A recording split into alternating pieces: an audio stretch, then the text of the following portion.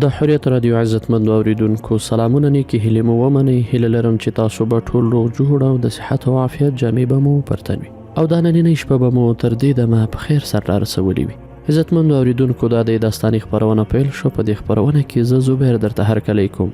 هیله لرم تر پایه زموږ ملتیا وکړئ او د شیرشاه سوري داستان دا برخه هم راسره واورئ. درنو اوریدونکو تاسو د شیرشاه سوري داستان د خپرونو په 10مه برخه کې راسره واورېدل.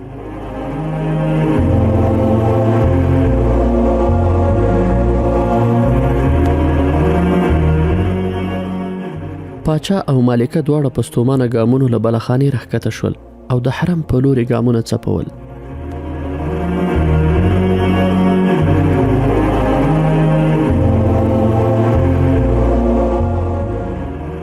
عزتمندو اوریدونکو تاسو په دې 10مه برخه کې راسره اورئ هغه وخت چې شیرخان په بنارس د برید اراده وکړه. په بنګال کې د منګیر د مضبوطی کلا لپاره هم پوځ تیار کړ. دغه مهال شیرخان خپل پوځي سرداران راوغوښتل.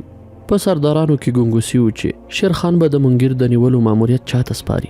د خان هر سردار غوښتل دغه ویاړې په برخه شي، خو شیرخان له ځان سره مخکې پریکړه کړې وه چې دغه لوی ماموریت به چاته سپاري. سرداران راغلل، ټولو سترګې د خپل مشر په لور نیولې وې. څو تنه په همدې تمه و چې ښایي د دغه لوی ماموریت ترسره کولو ویاړ دوی ته وسپارل شي. دغه مهال د شیرخان غږ اوچت شو: زما توریالیو یارانو او د قوم مشرانو، د منګیر د چوڼۍ د نیولو دنده زه خواص خان ته سپارم. ټولو په یو کونج کې د یو مټور ځوان په لور ور وکتل. هغه لاس په نامه ونیول، لږ په ملا خم شو، وی ویل: ولا مقامه، مننه چې په ما مو د دومره لوی ماموریت ترسره کولو باور وکړ. زه له خدای غواړم چې تاسو ناهیلې نه کړم. کله چې شیرخان د بنارس ښار کلابند کړ، بیدو هم دغه مهال خواص خان د منګیر لویه پوځي چوڼۍ کلابنده کړه او له هر لوري ورغلې لارې پرې وتړلې. منګیر ته همایون خپل ډیر نږدې سلاکار او سردار خان خانان یوسف خیل استولی وو. خان خانان ډاډه و چې تر یوه کاله وسلې، باروت او خوراکي توکي په منګیر کې شته. بل لوري ته همایون لا د بنګال په پلازمینه کې وو. خان خانان په دې هم ډاډه و چې خواص خان تر یوه کاله کلابندۍ ته دوام نشي ورکولی. بل لوري ته د شیرخان نامتو سردار خواص خان هم په دې پوهېده چې که په کلا پرېکنده برید ونه کړي او په هغو د ورختلو کومه لاره ونه مومي، کلا بندۍ ته ډیره موده دوام نشي ورکولی.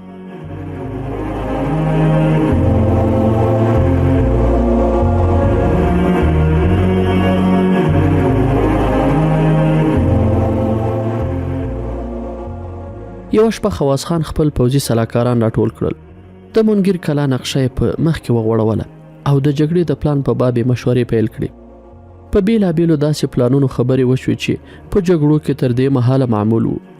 یو تن وویل: په کومه دروازه به تر ماسپښینه د توپونو اور بل کړو، بیا به له لویو کندو سره دروازه ماته کړو او دننه به ورننوځو.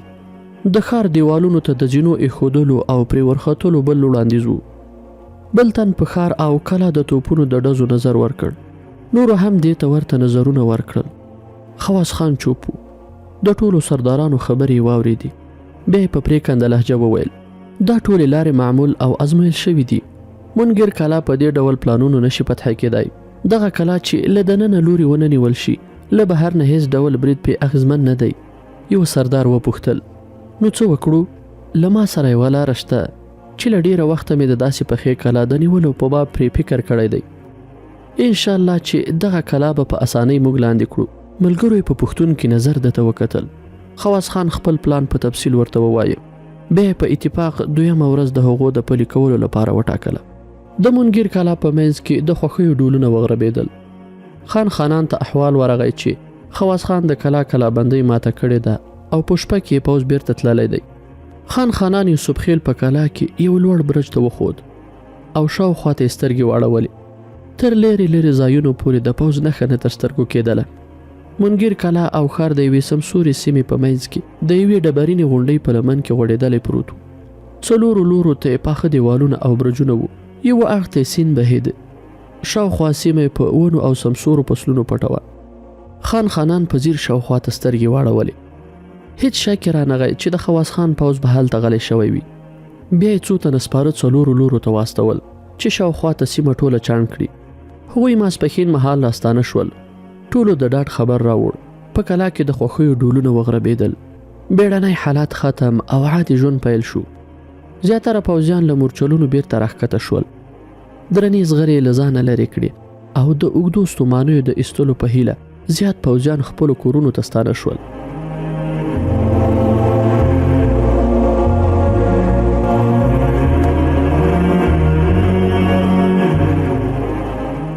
قزا ماسپښین د بنګال د پلازمینې له لوري د فصلونو په منځ کې ګردونه اوچت شول. د کلا ساتونکو خبر ورکړ چې یوه ډله سپاره د کلا په لور ګړندي را روان دي. پوځي سرداران بیا وزومبېدل، د خطر نغارې وغږول شوې، خو هغه پوځیان چې کلا ته نږدې شول د مغولو بیرغ او د پوځیانو جامو یې ښودله چې د دوی خپل کسان دي. همایون له جنت آباده وخت پر وخت له خان خانان سره اړیکه درلوده. دوی فکر کاوه چې دغه پوځیان هم اصلا د همایون له لوري د دوی مرستې لپاره راستول شوي دي. د 300 تنو په شاوخوا کې پوځیان له خپل یو سالار سره چې په یو سپین آس تر ټولو مخکې را روان وو د کلا دروازې ته نږدې شول. چې 50 مترې ته راورسېدل، سالار په لوړ غږ وویل موږ د اعلی حضرت همایون شاه له لوري راستول شوي یو. خان خانان ته د اعلی حضرت له لوري پیغام هم لرو. نور نو د شک ځای نه وو. د دروازې د پیرهدارانو مشر د دروازې د پرانیستلو حکم وکړ. دروازه پرانیستل شوه او پوځیان په تراټ کلا ته ننوتل. د سترګو په رپ کې حالات بیرته بدل شو.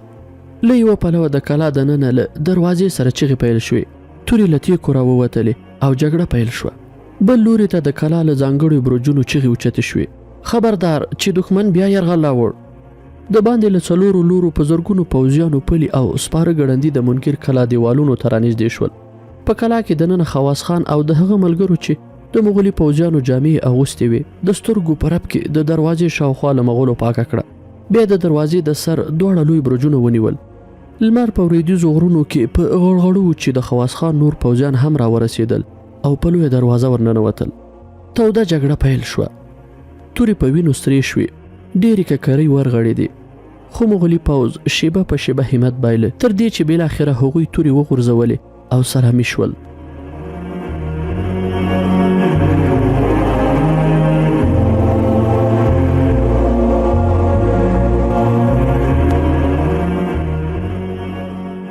تر نیمو شپو پورې منګیر کلا بشپړ د خواص خان پوځ ونیوله. خان خانان د لاور خان لودي ژوندي ونیول شو. هغه خواص خان ته راوست.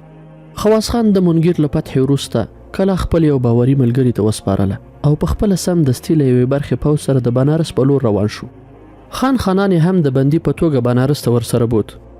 کله چې بنارس ته ورسېدل، ډېر زر د شیرخان په پوځ کې دغه خبره خپره شوه چې خان خانان صبحخیل بندي راوستل شوی دی. د هغه د برخلیک په باب ډول ډول اوازې وې، خو وروسته بیا له خلکو هیر شو. خان خانان صبحخیل له شیرخان سره نظربند پاتې شو. د بنارس له فتحې وروسته شیرخان د هیبت خان نیازي، جلال خان جالو او سرمس خان سروانی په مشرۍ د لکنهو، مانکپور او شاوخوا سیمو په لور پوځ واستاوه. په لنډه موده کې دغه سیمې او ښارونه تر جومپور او د سنبل تر حدودو پورې د مغولو له واکمنۍ څخه ووتلې او د شیرخان د بریا بیرغونه پرې ورپېدل. وروسته هغوی بهار ته مخه کړه او ډېر زر بهار هم د شیرخان د ځواکونو تر واک لاندې راغی. دوی په همدې کال د بهار او بنارس له ولس نه د پسرلي او مني د غلو دانو مالیه هم راټوله کړه. د غلو دانو لوی ګودامونه یې ډک شول او بزګران هم خوښ وو، ځکه مالیه د حکومتي نظم له مخې ترې ټوله شوه. شیرخان خپلو مامورینو ته پخوا هم خبرداری ورکړی و چې که د کوم بزګر شکایت اوچت شو او زما تر غوږو راورسېد بیا مو خیر نشته. شیرخان دغه مهال تر بل هر وخت زیات پیاوړی شوی و. روحتاس یې خپل مرکز غوره کړ. دلته یې 80,000 روزل شوي پوځیان جګړې ته چمتو درلودل چې زیات یې سپاره وو. 500 جنگي پیلان او زیات شمېر پوځونه یې درلودل چې له همایون شاه سره په هر ډګر د جګړې او مقابلې وړتیا درلوده.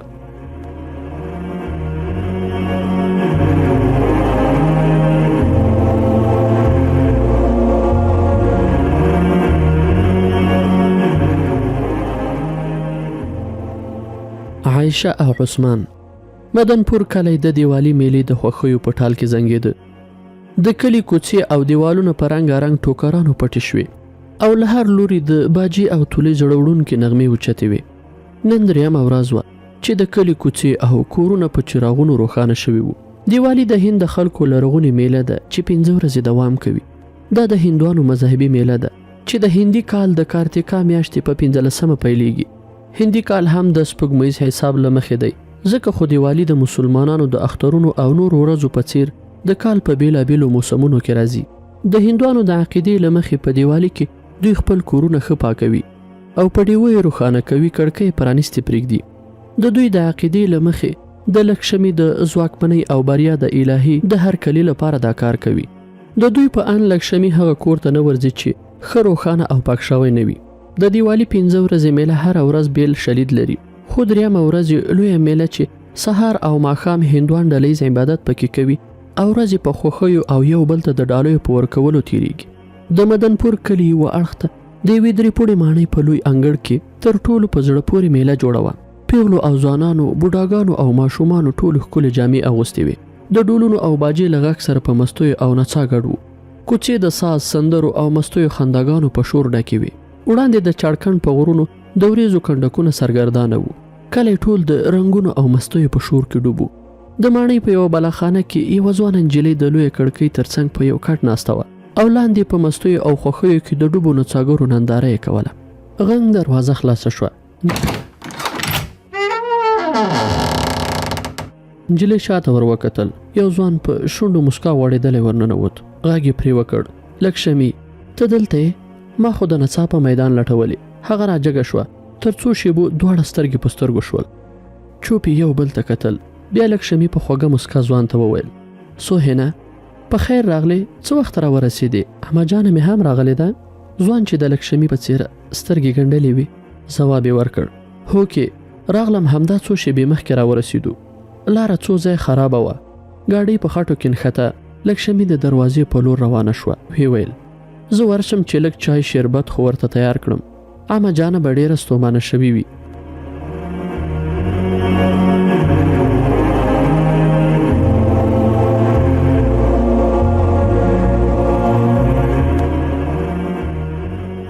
لکشمي، خبره واوره، هغه دې له مورجانې او نورو کلیوالو میرمنو سره ناسته ده. هر څه ورته تیار کړل، راځه کېنه. لکشمي پښه ونیوله. هغې هم غوښتل چې له سوهین سره کېني. زړه نازړه شوه. اما جانه به مې پوښتنه کوي. ته راځه، اما جانه دې له نورو ښځو سره په روغبړ ده، بیا به ورشي. لکشمي را وګرځېدله او بیا دواړه راغلل. په همغه کټ د کړکۍ ترڅنګ یو له بله لرې کېناستل. تر لږ ځنډ چوپتیا شوه. دواړو په غلا د سترګو له کونجونو یو بل ته کتل. زړونه یې درزېدل او سترګو په چوپه خوله یو بل ته ډېر څه ویل. بیا نجلۍ وویل: په لاره خو به ډېر په عذاب شوي نه وئ؟ نه، ښه وو. یو دوه ځایه ګاډۍ په خټو کې ونښته، نور ښه راغلو. بیا سوهین هغې ته وکتل. ویې ویل: ته ولې دیوالي میله نه لمانځې، دلته غلې ناست یې؟ سوهینه، ته خفه یې چې دلته غلې ناسته یم؟ نه لکشمي، زه دې چې حسن او ښکلا ته ګورم وایم همداسې غلې په ګوښه کې ښایې. ته که دغسې له ځوانانو سره د نڅا ډګر ته ووځې، په زړونه به اور بل کړي، پیتنې به راویښې شي. د لکشمي په مخ د حیا سرخي خپره شوه. په ټیټ غږ یې وویل: بس بس، شاعرانه خبرې پرېږده سوهینه. سوهین بیا لکشمي ته په ځیر وکتل.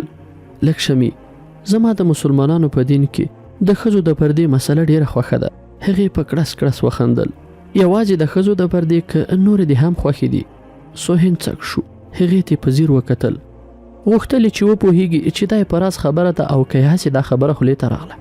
لکشمي په مسکا د سوهین په څېره سترګې ګنډلې وې. بیا یې خپله پوښتنه تکرار کړه. ځواب راکړه سوهینه، ته څه فکر کوې؟ زه لکشمي دوه زړه سوه. بیا یې په پرېکنده لهجه وویل: سوهینه، ته له ټولې نړۍ ځان پټولی شي، خو له ما یې نشي پټولی. دا څه معنا؟ ما څه پټ کړي دي؟ د لکشمي په شونډو خوږې مسکا هغه ته ډاډ ورکاوه، خو د عمر ټینګار به یې سترګو ته ودرېد. عثمانه، ته یوازې موږ ته عثمان یې، نور په کلي کور او ښار کې سوهین یې، او تر مناسب وخت پورې به سوهین وي چې بیا پر کوم ویر وانه وړو. غوښتلې خبره په بله واړوي. جګ شو. ویې ویل: لکشمي، لاړه شه، د میلمنو خدمت دې وکړه. هغې لږ په جدي لهجه ورته وویل: سوهینه، کینه له ما نه دې د زړه رازونه مه پټوه، پټولی هم نشي. د څه رازونه؟ ته مسلمان شوی په بګوان سوګند. هغه جګه شوه، نږدې ورغله. د هغه لاس یې په خپل سر کېښود. بګوان پرېږده، زما په سر سوګند وکړه. ځوان د هغې په مسکیو شوخو سترګو کې د عمر ټینګار هیر کړ. په نرمه لهجه یې وویل: لکشمي، زه شکر دی مسلمان یم. د هغې په شونډو مسکا نوره هم خوږه شوه. بیرته یو دوه ګامه شاته لاړه او په کټ کېناسته. ویې ویل: زه له ډېره وخته در باندې خبره یم. څه خبره شوې؟ زه چې چترا ته درغلی وم، ستا په کتو او کړو وړو کې مې ډیر عجیب بدلون ولید. بیا مې په لمانځه ولیدی خو ځان مې در باندې ناګاره کړ. ماما او مورجانه دې را باندې خبر دي؟ نه، نور هیڅوک نه دي خبر. آنن دې خدای وبخي، زموږ کور ته خو د اسلام رڼا هم دراوړه. زه په دې هم پوهیږم. په حیرانۍ ورته وکتل. وی ویل لکشمی لکه چې چا په موږ پسې په مخبرۍ لګولې، په دې څه پوهېدې؟ لکشمی په تیته خندا ځان تیر کړ. وی ویل کیدای شي یو چا حال راته ویلی وي. سوهین لاندې انګړ ته وکتل. بیا یې لکشمی ته وکتل. د ګڼې ګوڼې په منځ کې اشاره وکړه. هغه ځوان څوک دی؟ د ټکور زوی خو به نه وي. کوم یو ښیې؟ هغه چې څو نجونې پرې راټولې دي. لکشمی په ځیر ور وکتل. هلته زلمی د څو نجونو په منځ کې و او څرخه کې خوړلې. د لکشمی په تندي د کړکۍ سوری وغوړېد. وی ویل هغه سور واسکټ والا ښیې؟ هو کې هماغه. د ټکور جیتندر زوی دی. پلار یې ځان د ښار مشر بولي، له غټو سیټانو څخه دی، خو زوی یې ډېر لنډغر او بدمعاش انسان دی. هغه ستا نومی دی. سوهین وویل پیژنم یې، ښه یې پیژنم. نور نو ما په سوهین خاورې اړولي. زما نوم عثمان دی. بیا یې زیاته کړه ما چې ولید نجونو ته سپی سپی کېږي، بد مې ترې راغلل. پخوا مې هم د هغه په باب خبرې اورېدلې وې، خو اوس مې پوره باور شو چې ډېر ناولی انسان دی. لکشمی غوښتل څه ووایي، بیا یې خوله ونیوله، چپه شوه. سوهین ورته وویل څه دې په زړه کې درګرځېدل؟ ووایه. نه، څه مې نه ویل. ووایه لکشمی، خبره دې په زړه مه پرېږده. لکشمی یو نظر سوهین ته وکتل. بیا یې لږ په ټیټ غږ وویل هغه ورځ یې مور راوستلې وه. سوهین جټکه وخوړه، تر څه ځان چوپ و. د هغې په مطلب وپوهېد، خو بیا یې وپوښتل ښه د څه لپاره؟ د څه لپاره؟ زما سره د واده لپاره. ښه، ماما مې څه ځواب ورکړ؟ پلار مې څه نه ویل. مور مې توند ځواب ورکړ، خو د هغوی زړه لا صبر شوی نه دی. ما چې نن هغه ولید ښه په چوبه دلته راغلم، زما ډېر بد ترې راځي.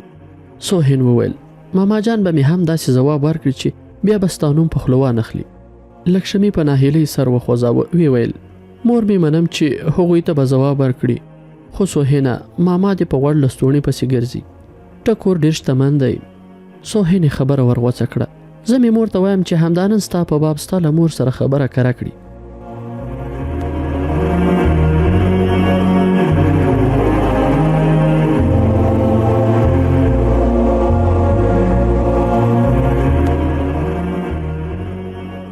د لکشمی مخ تک سور واوښت، جګه شوه. غوښتل یې له بلخانې بوځي، خو څه یې په زړه کې ور وګرځېدل. زړه نازړه شوه. سوهین دغه حالات ولید. ترې ویې پوښتل لکشمی بیا دې څه په زړه کې وګرځېدل؟ هغې وویل سوهینه، شیرخان په کومه ځمکه دی؟ رامنات مې یوه میاشت مخکې هغه مهال ولید چې لکشمی یې خبره ورغوڅه کړه. رامنات که عمر؟ هغه په مسکا وویل وبخه، عمر مې هغه مهال ولید چې زه سیسرام ته د هغوی کور ته ورغلم. دی هم په هماغو شپو کې راغلی و. هغه وخت خو شیرخان بنارس ښار نیولی و او د شاوخوا لویو او وړکیو ښارونو په نیولو بوخت و. اوس ترې خبر نه یم، خو اورېدلي مې دي چې تر مغلي واک او ځواک مخ پر زیاتېدو دی. خو لکشمی د خدای لپاره دغه رازونه دي چیرته تر خولې ونه وځي. د احمد جانې زویه، زموږ راتلونکی د شیرخان پرته ډېر راته تیاره ښکاري. بس دعا کوه چې خدای شیرخان ته بریا ورکړي. د لکشمی له خولې د خدای د نامه له اورېدو سره سوهین بیا جټکه وخوړه. لکشمی ته ډېر په ځیر وکتل. تورې او کلمې ترې ورکې شوې. بیا یې وویل په خدای ایمان لرې؟ هو کې زه شکر دی په لوی الله تعالی ایمان لرم. سوهین غوښتل هغه په غېږ کې ټینګه کړي، خو زر یې ځان را قابو کړ. حیران و چې په لکشمی کې دومره لوی بدلون له کومه راغلی. هغه له دومره ډېرو رازونو چا خبره کړې؟ تر اوسه دوی 3 تنه په دې راز کې شریک وو. عمر، د سوهین مور سوهانه، او په خپله سوهین چې د خپل ورور عثمان نوم یې ځان ته غوره کړ. د عثمان له وژل کېدو وروسته چې کله شیرخان د هغه قاتلان په سزا ورسول او وی وژل، د عثمان مور هماغه وخت د سوهانې پر ځای خدیجه شوه او د اسلام غېږ ته راغله. لکشمی د خدیجې له کړو وړو خبره شوه او بیا د همدې کاروان ملګری شو. خو عثمان پرې خبر نه و. هغه چې اوس یوه نوې لکشمی لیدله حیران و. ترې ویې پوښتل لکشمی ته څه وخت مسلمانه شوې؟ لکشمی نه، عایشه. واه، څومره سپېڅلی نوم، عایشه. ښه عایشه جانې، دغه نیکمرغۍ دې کله په برخه شوه؟ پخوا تر دې چې دا ځواب ورکړي دروازه پرانیستل شوه. د دواړو میندې له څو تنو نجونو سره دننه ورغلې. د لکشمی مور په خندا ورته وویل تاسو ایله د نورو ننداره وکړئ، نڅا او سندرو ته مو زړه نه کیږي؟ بیا یې خپلې لور ته وویل رادا او سوها دې پوښتنه کوله د سوهین مور راغله، لکشمي په غېږ کې ټینګه کړه، په تندي یې ښکل کړه. سوهین د خپلې مور او لکشمي ترمنځ د ګډو رازونو اړیکې احساس کړي. د خوښیو زوروره څپه پرې راغله او یوې نوې نړۍ ته یې یوړه، د سپېڅلو ارمانونو او ښکلاو نه ډکې نړۍ ته، او دا یې د ژوند تر ټولو خوږه شېبه وه.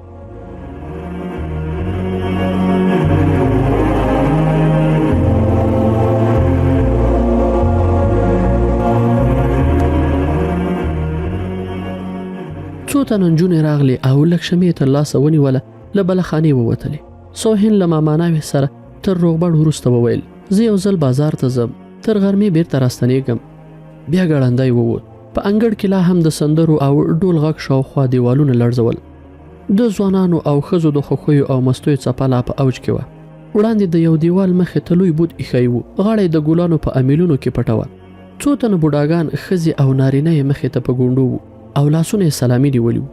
د نارنجي جامو خاوند پنډت زړه ته ورته راګونه غږول. عثمان سهیل له دروازې سره نږدې ودرېد. د پیغلو او ځوانانو ډلې ته یې په ځیر وکتل. لکشمي یې ونه لیدله. د ټکور جیتندر زوی بدرېغه ځان غورځاوه. دی ډاډه تر دروازې ووت او وړاندې د بازار په لور روان شو. په لاره کې په دې فکر کاوه چې تر کومه په دې برزخ کې اوسو. په ښکاره هندوان، په زړه کې مسلمانان. د لکشمي خبرې په ذهن کې وکړنګېدله. سوهینه، زموږ راتلونکی له شیرخان سره غوټه ده. دعا کوه چې الله هغه ته بری ورکړي. عثمان د زړه له تله دعا وکړه: یا الله، شیرخان ته په ټول هند د واکمنۍ بری ورکړي.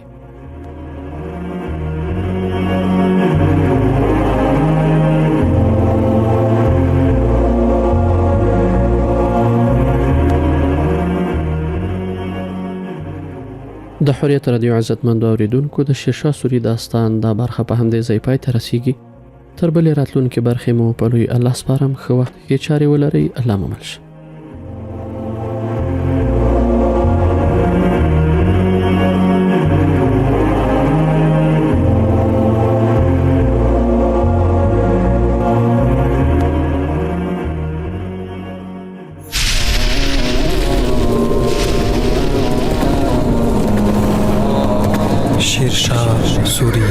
شیرشاه سوري هغه له خړو خاورو راپورته شو. د لوی فکر او ژور درک له مخې په تاریخ کې د یو ستر سلطان په نوم وپېژندل شو. نوموړی یو ساده سړی و، خو د عقل، زړورتیا او عدالت په زور یې د یو ستر سلطنت بنسټ کېښود.